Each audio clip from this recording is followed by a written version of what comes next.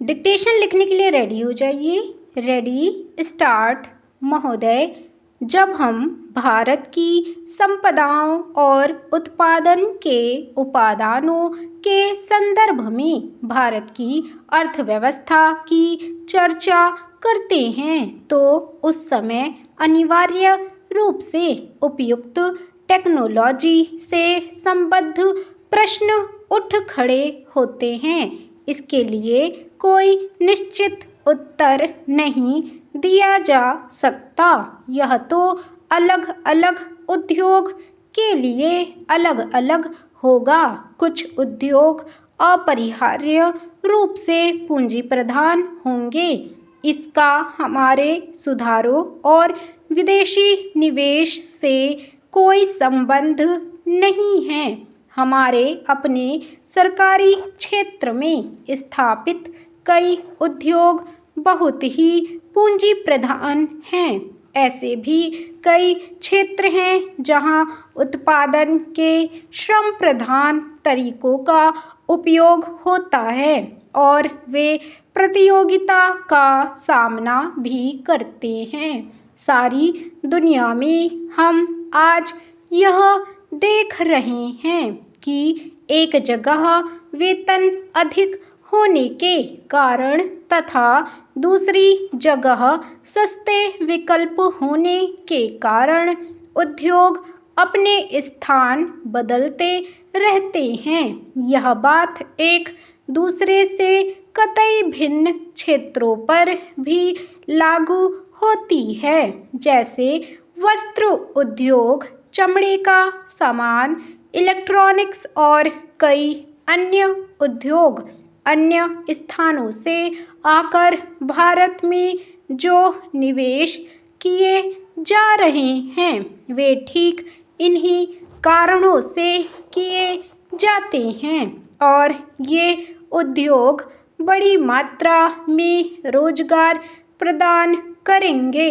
यह आर्थिक निर्णय लेने की स्वाभाविक प्रक्रिया का अंग होता है। ऐसा सोचना अनुभवहीनता ही कहा जाएगा कि भारत में पूंजी प्रधान उद्योगों की स्थापना लोग जानबूझकर करें, बिना इस बात पर विचार किए कि दोनों देशों में आपेक्षिक मूल्य और हमारे सुस्थापित तुलनात्मक लाभ क्या हैं। उसी के साथ जहां पूंजी प्रधान टेक्नोलॉजियां और उच्चतर उत्पादकता तथा वेतन साथ साथ चलते हैं, उनका हमें स्वागत करना चाहिए, उन्हें टालना नहीं चाहिए। अंतिम निर्णय तो बाजार की शक्तियों पर निर्भर करेगा। मुझे ऐसा कभी नहीं लगता कि हमारे उद्यमी निर्णय करने में किसी से कम कुशल हैं, तथापि यहाँ पर यह जोर देना अप्रासंगिक नहीं होगा कि टेक्नोलॉजी का चुनाव अत्यंत सावधानीपूर्वक किया जाना चाहिए। इस संदर्भ में विदेशी टेक्नोलॉजी का आयात करने वालों को देश में उपलब्ध टेक्नोलॉजियों की भी सावधानीपूर्वक जांच करनी चाहिए। सामान्य रूप से टेक्नोलॉजी का विलयन और अंगीकरण उतना महत्वपूर्ण नहीं होता जितना टेक्नोलॉजी को तैयार करने की क्षमता पैदा करना। हमारे पास क्षमताएं हैं और इस क्षेत्र में हमें अपनी संपदाओं का इष्टतम उपयोग करना चाहिए। वास्तव में तो अपने ही देश में विकास और अनुसंधान करने का स्थान और कुछ नहीं ले सकता। तभी हम प्रतियोगिताओं का लाभ उठा सकते हैं, विशेषकर उस स्थिति में जब अन्यत्र टेक्नोलॉजी में विकास बड़ी तेजी से हो रहा है और उनमें पुराने पड़ने की दर भी बहुत ही ज़्यादा है। यह बात पूरी तरह स्वीकार की जाती है कि नियंत्रणों और परमिटों की प्रणाली से ईमानदारी का खात्मा हो जाता है। उदारीकरण प्रक्रिया का तात्पर्य इन नियंत्रणों को समाप्त करना है। मुझे यह देखकर सचमुच बहुत खेद होता है कि इस संक्रमण काल में जब हम लाइसेंस राज से उदारीकरण की प्रणाली की ओर बढ़ रहे हैं, संरचनात्मक समायोजन हो रहा है। महोदय, पिछले कुछ वर्षों से पर्यावरण की सुरक्षा के बारे में एक उत्साहजनक जागरूकता देखने को मिल रही है। जैसे जैसे हम अपने विकास का खाका बनाने लगे हैं, वैसे वैसे यह बात अनुभव की जाने लगी है कि वह अपने बूते पर खड़ा रह सके और पर्यावरण की दृष्टि से भी उपयुक्त हो।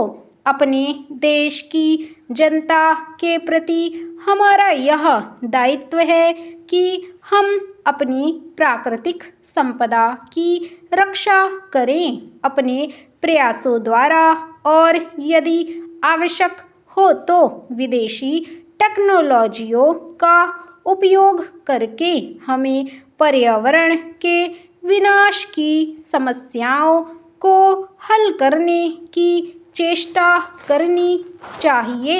असल में तो मैं यहाँ बताना चाहूँगा कि भारत इस दिशा में पीछे नहीं है, क्योंकि उन्होंने अब तक जिन टेक्नोलॉजियों का प्रयोग किया है वे विनाशकारी रहीं और उन्हें तुरंत छोड़ देने की आवश्यकता है।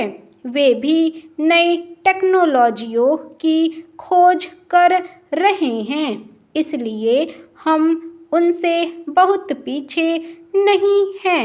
कमोबेश हम उनके साथ साथ ही हैं। इसलिए हम सबके लिए, अन्य देशों के लिए भी और हमारे देश के लिए भी यह संभव होगा कि हम मिलकर समूचे विश्व के लिए, इस पृथ्वी ग्रह के लिए अपना योगदान दें, ताकि मिलजुल कर सहयोग से हम पर्यावरण की रक्षा के उपाय ढूंढ सकें। ब्राज़ील में 2 वर्ष पहले हुए विश्व पर्यावरण शिखर सम्मेलन में जिस कार्यसूची 21 को हमने स्वीकार किया था, वह इस बात का अच्छा उदाहरण है और मुझे विश्वास है कि इस कार्यसूची के अनुसार काम किया जा रहा है। यद्यपि कोई भी काम बिना कठिनाइयों से भरा नहीं होता, विशेषकर जब इसे जटिल विश्व में एक जटिल स्थिति में लागू करना पड़े। परंतु मुझे विश्वास है कि स्थिति आशाजनक है और यह आशा बढ़ती जा रही है। और जहाँ तक विश्व के पर्यावरण के भविष्य का सवाल है, वह पहले जैसा अंधकारमय नहीं है। ऐसी टेक्नोलॉजियों को अपनाना संभव होना चाहिए जिनसे पर्यावरण के बेहतर स्तर कायम हो सके, प्राकृतिक संसाधनों को संरक्षण मिल सके और व्यर्थ पड़ी चीज़ों की बेहतर व्यवस्था हो सके।